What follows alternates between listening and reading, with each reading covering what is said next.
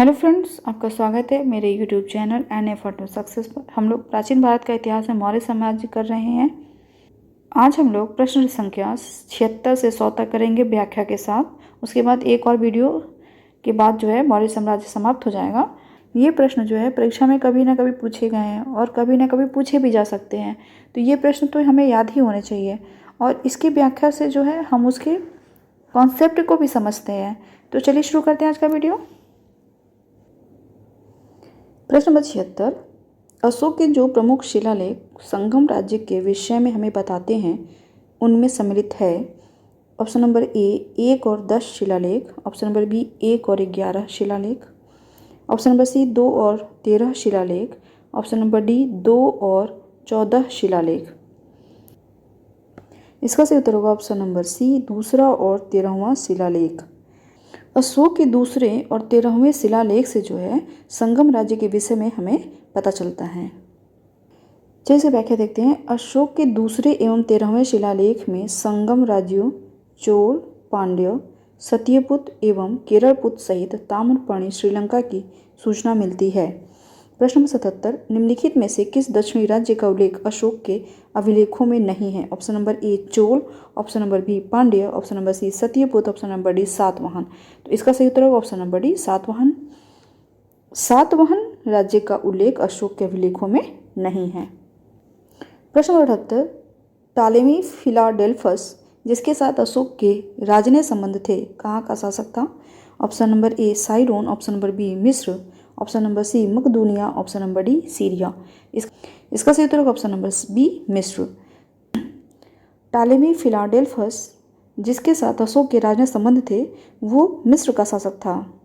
चलिए इसकी व्याख्या देखते हैं। मौर्य शासक अशोक के 13वें शिलालेख से यह ज्ञात होता है कि अशोक के 5 यवन राजाओं के साथ मैत्रीपूर्ण संबंध थे, जिनमें एंटियोकस द्वितीय, थियोस सीरिया का शासक, तुर्मै या तुर्माय, टालेमी द्वितीय, फिलाडेल्फस मिस्र का राजा, अंतकिनी एंटीगोनस गोनातास मेसिडोनिया या मकदूनिया का राजा, मग साइरिन का शासक तथा अलेक्जेंडर एपाइरस या एपिरस का राजा प्रमुख है। प्रश्न नंबर 79, अशोक का समकालीन तुर्मै कहाँ का राजा था? ऑप्शन नंबर ए मिस्र, option number B Corinth, option number C Macedonia, option number D Syria. इसका सही उत्तर होगा ऑप्शन नंबर ए मिस्र। अशोक का समकालीन तुर्मै मिस्र का राजा था। प्रश्न नंबर 80, निम्नलिखित में से किस राजवंश के शासकों के सुदूर देशों जैसे सीरिया एवं मिस्र के साथ राजकीय संबंध थे? Option number A Chola, option number B Gupta, option number C Maurya, option number D Pallava. इसका सही उत्तर होगा option number C Maurya. Maurya राजवंश के शासकों के सुदूर देशों जैसे सीरिया एवं मिस्र के साथ राजकीय संबंध थे। प्रश्न नंबर 81, अशोक के धम्म का मूल संदेश क्या है? ऑप्शन नंबर ए राजा के प्रति वफादारी, ऑप्शन नंबर बी शांति एवं अहिंसा, ऑप्शन नंबर सी बड़ों का सम्मान, ऑप्शन नंबर डी धार्मिक सहनशीलता, ऑप्शन नंबर ई उपयुक्त में से कोई नहीं या उपयुक्त में से एक से अधिक। तो इसका सही उत्तर होगा ऑप्शन नंबर ई उपयुक्त में से कोई नहीं या उपयुक्त में से एक से अधिक। अशोक के धम्म का मूल संदेश था शांति एवं अहिंसा, बड़ों का सम्मान, धार्मिक सहनशीलता, इसलिए जो है इसका उत्तर ऑप्शन नंबर ई होगा।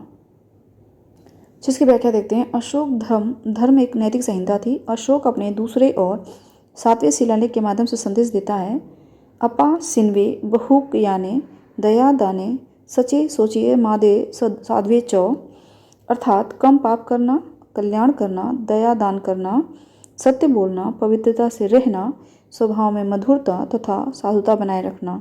इस प्रकार अशोक धर्म के मूल संदेश में शांति और अहिंसा, बड़ों का सम्मान तथा धार्मिक सहनशीलता निहित है। अतः सही उत्तर विकल्प ई होगा। प्रश्न नंबर 82, निम्न में से अशोक के किस अभिलेख में पारंपरिक अवसरों पर पशु बलि पर रोक लगाई गई है? ऐसा लगता है कि यह पाबंदी पशुओं के वध पर थी। ऑप्शन नंबर ए शिला अभिलेख 1, ऑप्शन नंबर बी शिला अभिलेख 5, ऑप्शन नंबर सी शिला अभिलेख 9, ऑप्शन नंबर डी शिला अभिलेख 11। तो इसका सही उत्तर होगा ऑप्शन नंबर बी स्तंभ अभिलेख 5।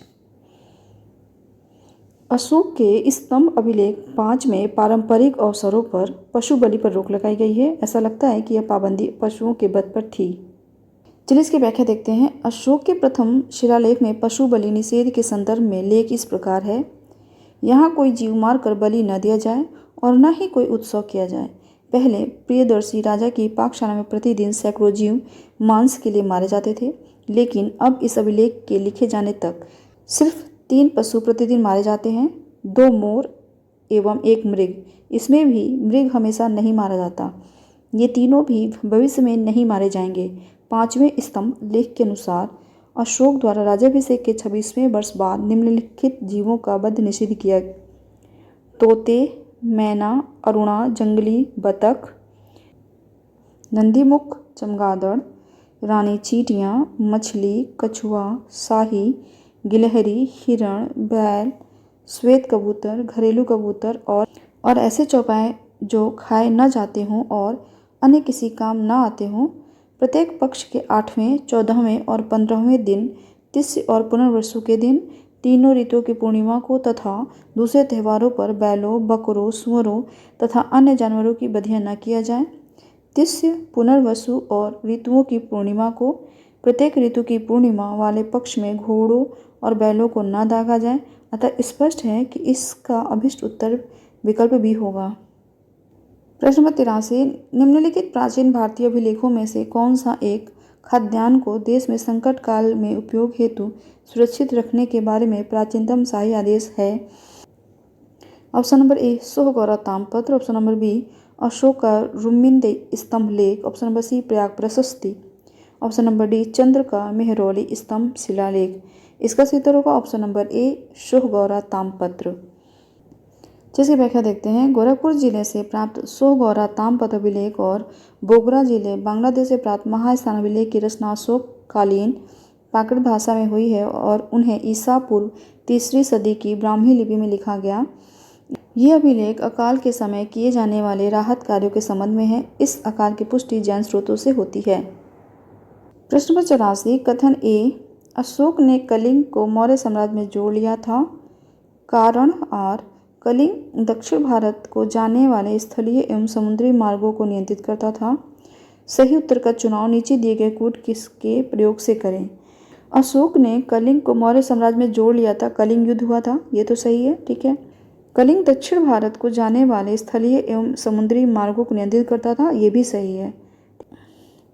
कलिंग का विशेष महत्व था, इसी ने अशोक ने कलिंग पर विजय प्राप्त की थी। तो जो सही उत्तर होगा ऑप्शन नंबर ए और आर दोनों सही है और आर एक का सही स्पष्टीकरण है। जिसकी व्याख्या देखते हैं। अशोक ने अपने राज्याभिषेक के 8 वर्ष बाद कलिंग पर विजय प्राप्त कर उसे मौर्य साम्राज्य में शामिल कर लिया था। दक्षिण के साथ सीधे संपर्क के लिए समुद्री तथा स्थल मार्ग पर मौर्यों का नियंत्रण आवश्यक था। यदि कलिंग स्वतंत्र देश रहता तो समुद्री और स्थल मार्ग से होने वाले व्यापार में रुकावट पड़ सकती थी। अतः कलिंग को मगध साम्राज्य में मिलाना आवश्यक था। इस प्रकार कथन और कारण दोनों सही है तथा कारण कथन की सही व्याख्या है। प्रश्न 85, कथन ए मौर्यकालीन शासकों ने धार्मिक आधार पर भू अनुदान नहीं दिया था। कारण आर भू अनुदान के विरुद्ध कृषकों ने विद्रोह किया। नीचे दिए गए कूट का प्रयोग कर सही उत्तर चुनिए। मौर्यकालीन शासकों ने धार्मिक आधार पर भू अनुदान नहीं दिया था, ये सही है। भू अनुदान के विरुद्ध कृषकों ने विद्रोह किया, ये गलत है क्योंकि कोई कृषकों का विद्रोह नहीं हुआ था। तो इसका सही उत्तर होगा ऑप्शन नंबर सी ए सही है परंतु आर गलत है। जिसकी व्याख्या देखते हैं। धार्मिक आधार पर भूमिदान का प्रथम साक्ष्य मौर्योत्तर युगीन राजवंश सातवाहन के समय के एक अभिलेख से प्राप्त होता है। मौर्यकालीन शासकों ने धार्मिक आधार पर कोई भूमिदान स्वरूप नहीं दी थी। भूमिदान के विरुद्ध कृषकों के विद्रोह का कोई वर्णन नहीं प्राप्त होता है। अतः कथन ए सही है जबकि कारण आर गलत है। प्रश्न 86, प्रसिद्ध यूनानी राजदूत मेगास्थनीज भारत में किसके दरबार में आए थे। Option number A Ashok, option number B Harshvardhan, option number C Chandragupta Maurya, option number D Hemu. इसका सही उत्तर होगा option number C Chandragupta Maurya. प्रसिद्ध यूनानी राजदूत मेगास्थनीज चंद्रगुप्त मौर्य के दरबार में आए थे। जिसकी व्याख्या देखते हैं। मेगास्थनीज सेल्यूकस निकेटर द्वारा चंद्रगुप्त मौर्य की राज्यसभा में भेजा गया यूनानी राजदूत था। इसके पूर्व अराकोसिया के क्षत्रप के राज दरबार में सेल्यूकस का राजदूत रह चुका था। मेगास्थनीज ने काफ़ी समय तक मौर्य दरबार में निवास किया। भारत में से जो कुछ भी देखा सुना उसे उसने इंडिका नामक अपने ग्रंथ में लिपिबद्ध किया। प्रश्न नंबर 87, मेगास्थनीज दूत था। ऑप्शन नंबर ए सेल्यूकस का, ऑप्शन नंबर बी सिकंदर का, ऑप्शन नंबर सी डेरियस का, ऑप्शन नंबर डी यूनानियों का, ऑप्शन नंबर ई उपर्युक्त में से कोई नहीं या उपर्युक्त में से एक से अधिक। इसका सही उत्तर होगा ऑप्शन नंबर ए सेल्यूकस का। मेगास्थनीज दूत था सेल्यूकस का।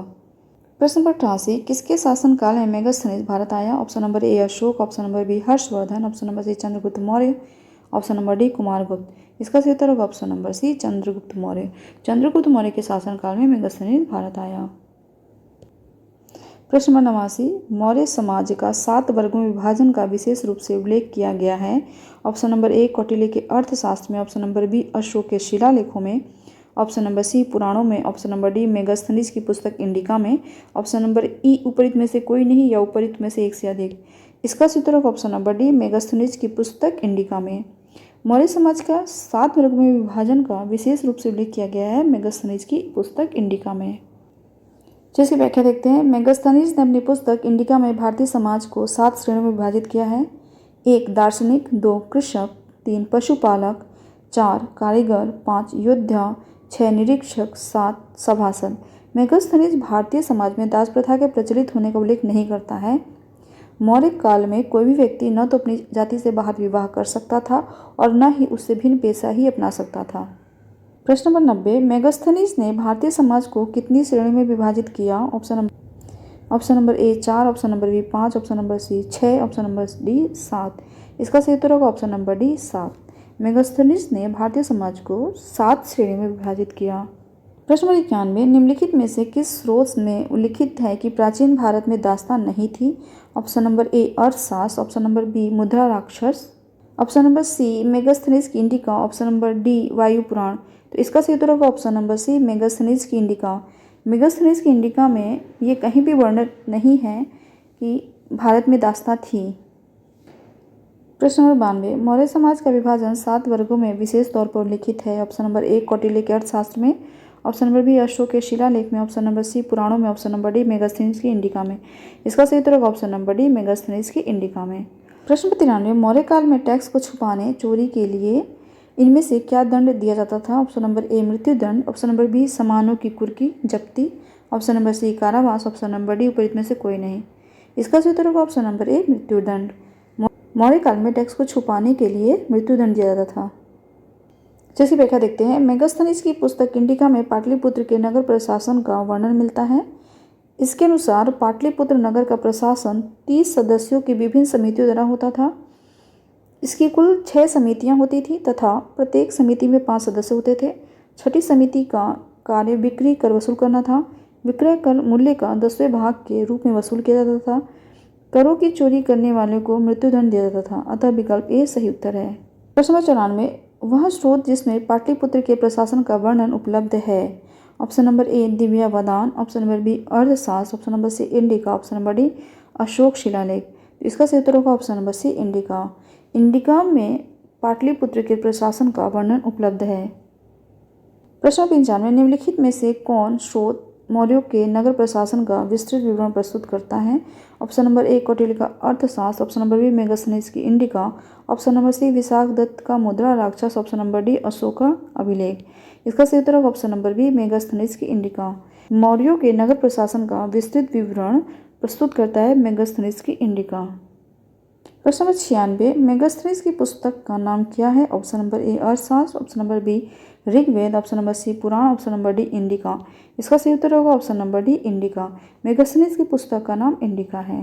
प्रश्न 97, इंडिका का मूल लेखक था। Option number A Nearchus, option number B Megasthenes, option number C Plutarch, option number D Diodorus. तो इसका सही उत्तर होगा option number B Megasthenes. Megasthenes जो है इंडिका का मूल लेखक था। प्रश्न नंबर 98, इंडिका का लेखक कौन था। Option number A Vishnugupta, option number B Megasthenes, option number C Deimachus, option number D Pliny. इसका सही उत्तर होगा option number B Megasthenes. Indica का लेखक मेगास्थनीज था। प्रश्न नंबर 99, इंडिका का लेखक कौन था। Option number A Plutarch, option number B Justin, option number C Herodotus, option number D Megasthenes. तो इसका सही उत्तर होगा ऑप्शन नंबर डी मेगास्थनीज। प्रश्न नंबर 100, वर्तमान नगरपालिका प्रशासन का कौन सा कार्य मौर्य काल से जारी है। ऑप्शन नंबर ए नाप तौल के बांटों का निरीक्षण। ऑप्शन नंबर बी वस्तुओं की कीमतें निर्धारित करना। ऑप्शन नंबर सी जन्म एवं मृत्यु का पंजीकरण। ऑप्शन नंबर डी शिल्पकारों का संरक्षण। इसका सही उत्तर होगा ऑप्शन नंबर सी जन्म एवं मृत्यु का पंजीकरण। जन्म एवं मृत्यु का पंजीकरण मौर्य काल से लेकर आज तक जारी है। जैसे व्याख्या देखते हैं। मौर्य युग में नगरों का प्रशासन नगर पालिकाओं द्वारा चलाया जाता था, जिसका प्रमुख नागरक या पूर्व मुख्य था। मेगस्थनीज ने पाटलिपुत्र के नगर परिषद की 5 सदस्यों वाली 6 समितियों का उल्लेख किया है। इनमें से तीसरी समिति जन्म मृत्यु पंजीकरण का हिसाब रखती थी। वर्तमान में भी यह कार्य नगर पालिका प्रशासन द्वारा किया जाता है। आज के लिए इतना ही रहने देते हैं। अभी जो है 26 क्वेश्चन और बचे हुए हैं, वो जो है हम लोग अगले वीडियो में कर लेंगे। थोड़ा थोड़ा इसलिए कर रहे हैं ताकि आप लोग को याद हो जाए, और ये करना इसलिए भी ज़रूरी है क्योंकि ये तो बेसिक क्वेश्चंस हैं। इसे करने से जो है आपका एक बेस तैयार हो जाता है। फिर आप किसी भी बुक से पढ़िए या कहीं से भी प्रैक्टिस करिए, आपकी तैयारी अच्छी हो जाती है। तो चलिए आज के लिए इतना ही रहने देते हैं। अगर आपको मेरा वीडियो पसंद आया तो मेरे वीडियो को लाइक ज़रूर कर दीजिए और अपने दोस्तों के साथ ज़्यादा से ज़्यादा शेयर कीजिए। अगर आप मेरे चैनल पर पहली बार आए हैं तो मेरे चैनल को सब्सक्राइब कर लीजिए। Thanks for watching. Good bye.